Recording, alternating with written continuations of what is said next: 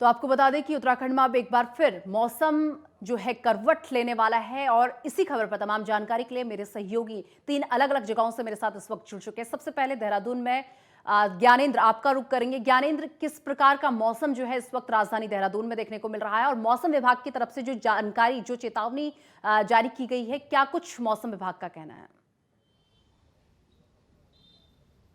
बिल्कुल देखा जाए देहरादून में फिलहाल अगर हम देखें और कल और आज की जो तस्वीर है साफ तौर पे देखा जाए तो देहरादून में मौसम साफ है। दिन के समय कहीं ना कहीं धूप धूप देखने को मिल रही है। सुबह से ही धूप जो है शाम तक तकरीबन 10 बजे सुबह से और शाम 5 बजे तक जो धूप है वो देखने को मिल रहा है।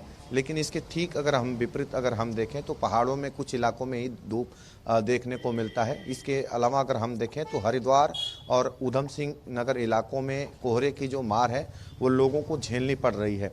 और ऐसे में अगर हम देखें तो जिस प्रकार से मौसम विभाग की तरफ से 17 तारीख यानी कि कल से जो मौसम में बदलाव होने की संभावनाएं जाहिर की गई हैं।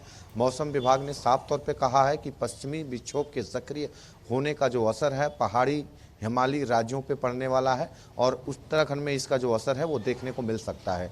खास तौर पे मैदानी जो जिले हैं, हरिद्वार हुआ, ऊधम सिंह नगर है, यहाँ जो घना कोहरा है वो देखने को मिलेगा।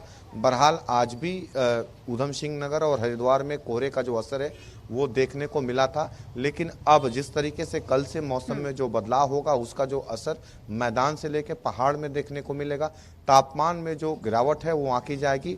और ऐसे में अगर हम देखें तो पहाड़ी जो जनपद हैं, जो ऊंचाई वाले इलाके हैं, जो 3000 मीटर से अधिक ऊंचाई वाले इलाके हैं, उन इलाकों में बर्फबारी की जो संभावनाएं हैं वो बताई गई हैं। खास तौर पे अगर हम देखें तो पिथौरागढ़, नैनीताल, उत्तरकाशी, चमोली, रुद्रप्रयाग के ऊंचाई वाले इलाकों में बर्फबारी की जो संभावनाएं हैं 17 और 18 तारीख को जताई गई है। और ऐसे में देखा जाएगा तो हल्की बारिश इन इलाकों में देखने को मिल सकती है। कुल मिला के पहाड़ों में जो बर्फबारी होगी उसका जो असर है मैदानी पहाड़ों का भी एक बार रुख कर लेते हैं। देखने को वापस आपके पास लौटूंगी। एक बार दूसरी पहाड़ों तरफ का भी रुख कर लेते हैं। उत्तरकाशी से मेरे सहयोगी महावीर सिंह राणा इस वक्त हमारे साथ जुड़ चुके हैं।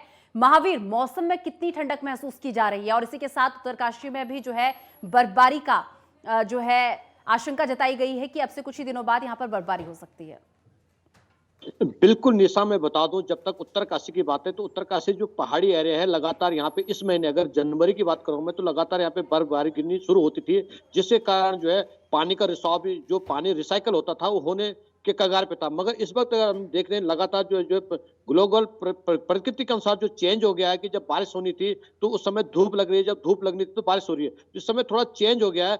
वैसे में उत्तरकाशी की बात करूंगा तो उत्तरकाशी का मौसम जो है शाम सुबह जो कड़ाके की ठंड तो जारी है, मगर दिन में थोड़ा सा सूर्य उगता है तो उसके कारण थोड़ा सा मौसम सही रहता है, लोगों को थोड़ा आसार मिलते हैं। मगर जब तक उत्तरकाशी की बात करूंगा तो उत्तरकाशी में इस वक्त मैं बता दूं, जो चारों तरफ जो है आग का तांडव मचा हुआ है, जो पहाड़ों पे आग लगी हुई है उसके कारण धुंध मची हुई है। धुंध होने के कारण लोगों को काफी दिक्कतों का सामना करना पड़ रहा है। जिस तरह से मैं बता दूं, जो इस समय यहाँ पे बुजुर्ग लोग हैं, जो श्वास की बीमारी के लोग हैं, उनको थोड़ा दिक्कतों का सामना करना पड़ रहा है, चाहे बच्चे हों। इस मामले तो जिला प्रशासन में अगर मैं बात करूंगा, अस्पताल में इस तरह की काफी भीड़ देखने को मिल रही है, क्योंकि जो स्वास्थ्य विभाग की टीमें है लगातार मॉनिटरिंग कर रही है, भले वो दवाई और गांव तक पहुंचा रही है, मगर इस वक्त अगर देखा जाए तो पहाड़ों का जो मौसम है बिल्कुल परिवर्तन है। जो बर्फबारी होनी थी, भले ही मौसम विभाग ने अभी 17 और 18 तारीख को बर्फबारी होने की संभावना जताई है, मगर यहाँ के जो मैं किसान बताऊंगा, जो यहाँ के बागवानी है, उनमें काफी नुकसान होने के कगार पे है, क्योंकि लगातार जो है मौसम में परिवर्तन हो रहा है और जो बर्फबारी नहीं हो रही है, बरसात नहीं हो रही है, उससे आने वाले समय में अगर गर्मियों की बात हो, गर्मियों में बता दूं एक बार तो रुख गर्मी में इसका हरिद्वार का असर भी जरूर है। करेंगे। चलिए ठीक है, एक बार रुख हरिद्वार का करेंगे। मेरे सहयोगी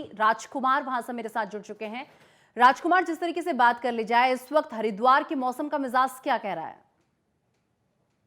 बिल्कुल निशा, आपको बताना चाहेंगे कि मौसम विज्ञान देहरादून के द्वारा आदेश जारी किया गया है कि अधिक ठंड हो सकती है। लगातार जो है 5 जिलों में ये आदेश जारी किया गया है। वहीं उसके तहत जो है हरिद्वार में घना कोहरा यहाँ पर सुबह और शाम को देखने को मिल रहा है, जिसके तहत जो है जिला प्रशासन ने आज स्कूलों में भी छुट्टी घोषित की है, क्योंकि अधिक ठंड होने के कारण कक्षा 1 से लेकर और 8 तक जो है यहाँ पर छुट्टी घोषित की है। वहीं अगर बात करें रेलवे की तो ट्रेनों का जो लेट यहाँ पर पहुंच रही है, 8 घंटे देरी से ट्रेनें यहाँ पर पहुंच रही है। 2 ट्रेनें भी यहाँ पर हरिद्वार में रद्द हो गई हैं, जिसके कारण जो है यात्रियों को खासा परेशानियों का सामना करना पड़ रहा है। वहीं मैदानी क्षेत्रों की बात करें तो मैदान हरिद्वार ग्रामीण क्षेत्रों में लगातार कोहरे का असर देखने को मिल रहा है। बढ़ती हुई ठंड के कारण जो है किसानों को भी काफी खासा दिक्कत यहाँ पर देखने को मिल रही है। ठीक है। वहीं जो गाड़ियों हाईवे की रफ्तार जो है वो थम सी गई है यहाँ पर कोहरे के कारण। जी निशा। ठीक है। ज्ञानेंद्र, वहीं बात कर ली जाए, जॉलीग्रांट एयरपोर्ट पर कितनी देरी से फ्लाइट्स पहुंचे और इसी के साथ साथ कितनी ट्रेनें रद्द की गई हैं और ट्रेनें कितनी लेट से जो है अपने गंतव्य तक पहुंच रही है?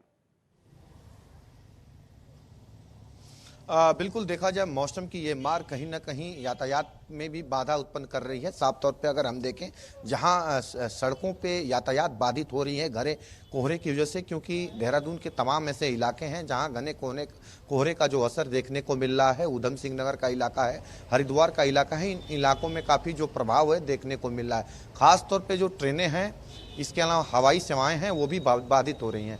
अगर हम देखें तो जो देहरादून से दिल्ली और मुंबई के लिए जो फ़्लाइटें हैं वो तकरीबन आधे घंटे की जो देरी से वो चल रही हैं और ऐसे में यात्रियों को खासा परेशानियों का सामना कर पड़ रहा है। इसके अलावा अगर हम देखें तो चाहे वो हरिद्वार हो चाहे देहरादून हो, देहरादून हरिद्वार ऋषिकेश से जो ट्रेनें दूसरे शहरों के लिए जाती हैं, दिल्ली के लिए, लखनऊ के लिए, बनारस के लिए, पश्चिम बंगाल, कलकत्ता के लिए, ये ट्रेनें ज़्यादा प्रभावित हैं।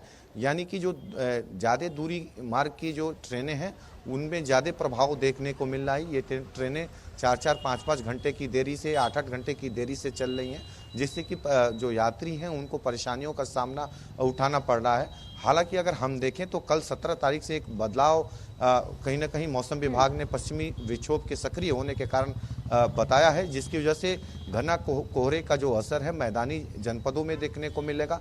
यानी कि अगर हरिद्वार और उधम सिंह नगर में ये असर होता है तो अगर हम देखें तो पश्चिमी यूपी के तमाम ऐसे ज़िले हैं जहां घना कोहरा रहने वाला है। तो कहीं ना कहीं जो ट्रेनें यहां से होकर दूसरे शहरों के लिए जाती हैं उन ट्रेनों में और बाधा देखने को मिल सकती है और ऐसे में जो फ्लाइटों में दिक्कतें आ रही हैं वो भी देखने को कहीं ना कहीं मिलेगी।